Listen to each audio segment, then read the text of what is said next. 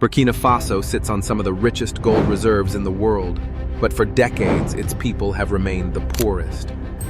While foreign mining giants extracted billions, villages near the mines stayed without clean water, schools crumbled, and local workers were paid pennies. But then came Captain Ibrahim Traoré, and he declared, Burkina Faso's gold will no longer fund foreign empires. It will build our own. And just like that, the Gold War began. First, he revoked dozens of mining contracts, especially those signed under corrupt former leaders. He demanded transparency, taxes, and local investment from companies that for years had operated like they owned the land. Many refused, so Traoré did what no leader before him dared to do. He nationalized several key gold sites. The message was clear: if you won't share fairly, you won't mine here at all. Foreign media called it reckless.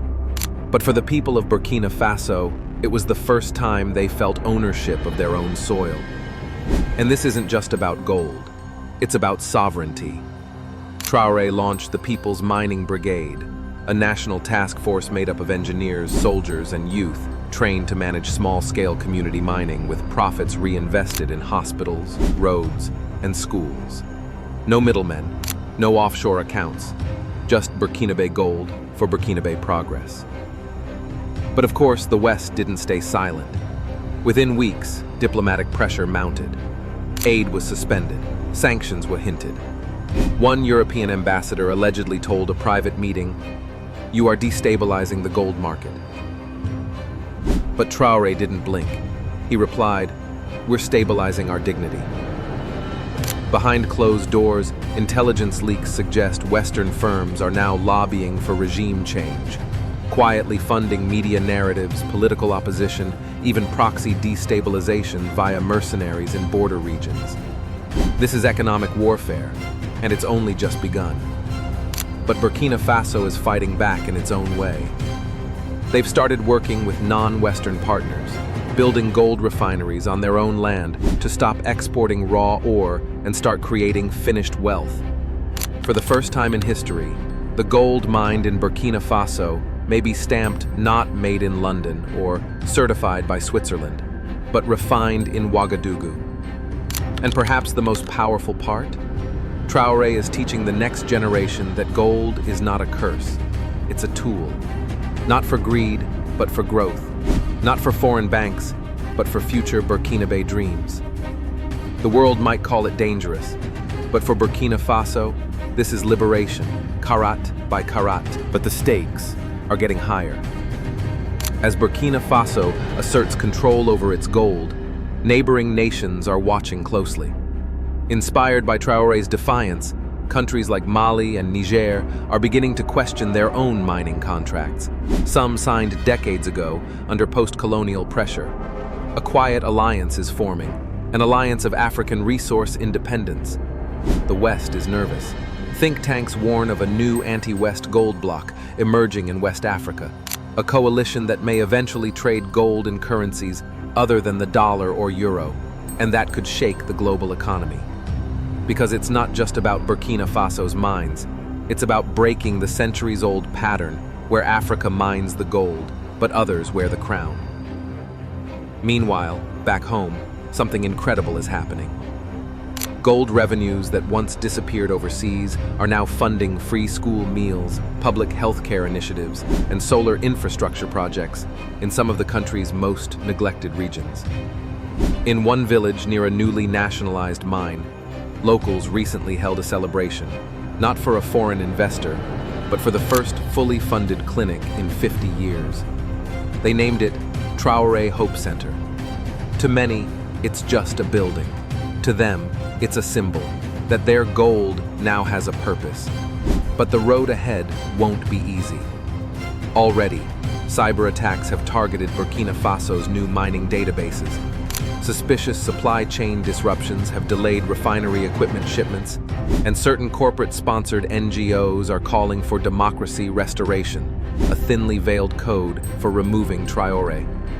But the people have seen too much. They remember what came before, when gold left the ground and nothing came back. Now they chant in the streets, "Our gold, our future. Not for France, not for the World Bank, for us.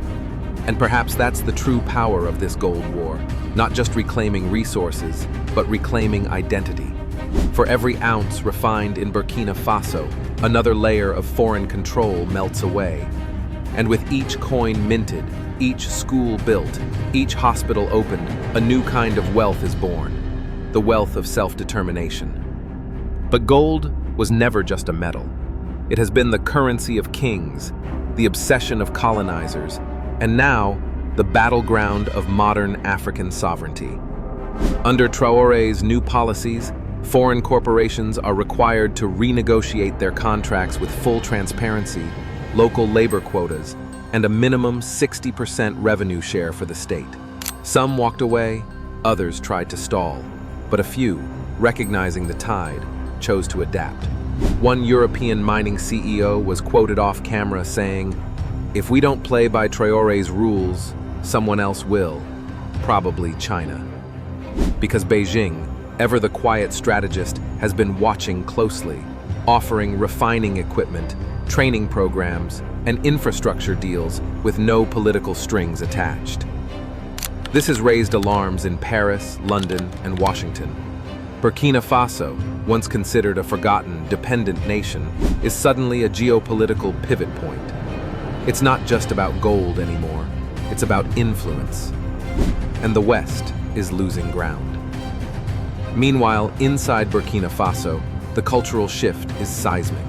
State-run media now broadcasts daily segments on resource literacy, teaching citizens how gold works, who used to control it, and where it's going now. Traoré calls it economic decolonization, and the youth are eating it up. Social media is flooded with memes and slogans. Not your mine, not your rules. Our ancestors' mind, we own. In schools, kids are learning not just math and history, but how Burkina Faso's gold reserves can fund their futures. And while the elite panic, the people plan. Because this isn't just a war of contracts, it's a war of consciousness. And for the first time, Africa's not waiting for the world to notice. It's carving its future in stone and gold. But beneath this golden revolution, a darker current is rising. Satellite images leaked by independent analysts show unauthorized drone activity near key Burkinabe mines, especially those recently reclaimed from foreign operators. No one has claimed responsibility, but whispers suggest a coordinated effort to sabotage or surveil. Traoré's government, in response, has increased security around mineral zones, deploying not just soldiers, but newly trained civilian guards, many of whom were once unemployed youths. These aren't just guards, they're protectors of a new national treasure. And with this protection comes education. Burkina Faso's state universities have launched accelerated programs in geology, metallurgy, and mine management, designed to replace foreign specialists with local experts within just 5 years. Critics said it couldn't be done, but today, students in Ouagadougou are learning how to extract, refine, and audit gold without ever stepping foot in Europe. This is Traoré's long game, not just taking back control, but making sure it never leaves again. Meanwhile, the international backlash is intensifying. A recent report from a Western economic think tank warned that Traoré's gold policies set a dangerous precedent for resource nationalism. But on the streets of Bobo Dioulasso, young people wear that phrase like a badge of honor. Dangerous precedent, one student says? No, it's dangerous justice. And while the West debates and analyzes, Africa is watching. Inspired by Burkina Faso's stand, other gold-rich nations like Guinea and Chad are beginning to audit their own mining contracts, many of which were signed under debt pressure or with little public knowledge. What was once a lone rebellion is now becoming a continental wave. A new generation of African leaders, more radical, more fearless, and less forgiving, is rising from the ashes of foreign control. And at the center of it all, still wearing his military fatigues, is Ibrahim Traoré, not just as a president, but as a symbol of resistance. He's not promising luxury. He's not delivering slogans. He's doing something far more dangerous. He's teaching Africa to dream with its eyes open. Because for centuries, gold was stolen in silence. Now, it's being reclaimed with purpose. And for every ounce that stays, every child who learns, every mother who gets medicine from state-funded clinics, Traoré's message becomes louder. They took our gold for centuries. Now, it's time we made it ours. But power rarely shifts hands without a fight. Traoré's stance on gold has not only triggered economic alarms, it's sparked political retaliation. Anonymous sources inside West African diplomatic circles reveal attempts to isolate Burkina Faso through economic sanctions, trade blockades, and international pressure campaigns. One leaked communique from a regional summit reads, "If Traoré's model spreads, we risk losing access not just to gold, but to the entire Sahel." This isn't paranoia, it's precedent. For decades, Western influence over African resources was secured through debt, diplomacy, and, when necessary, force. Now, with Burkina Faso flipping the table, that influence is cracking. But Traoré remains defiant. In a fiery national address broadcast live across Francophone Africa, he said, "We were told to be grateful for aid while our gold paid for foreign skyscrapers, no more. If standing up for our people makes us enemies, then so be it. Let the world know, we will not kneel for crumbs when we sit on a mountain of wealth." His words hit like thunder, not just in Burkina Faso, but far beyond. In Mali, Niger, and the Central African Republic, young activists marched with signs reading, "From Congo to Ouagadougou, our gold, our rules." Meanwhile, international media remains divided. Some portray Traoré as a rising African visionary. Others paint him as a reckless populist, destabilizing an already fragile region. But what cannot be denied is this: the narrative has changed. Burkina Faso is no longer seen as a helpless, aid-dependent state. It is a player, aggressive, unapologetic, and strategic.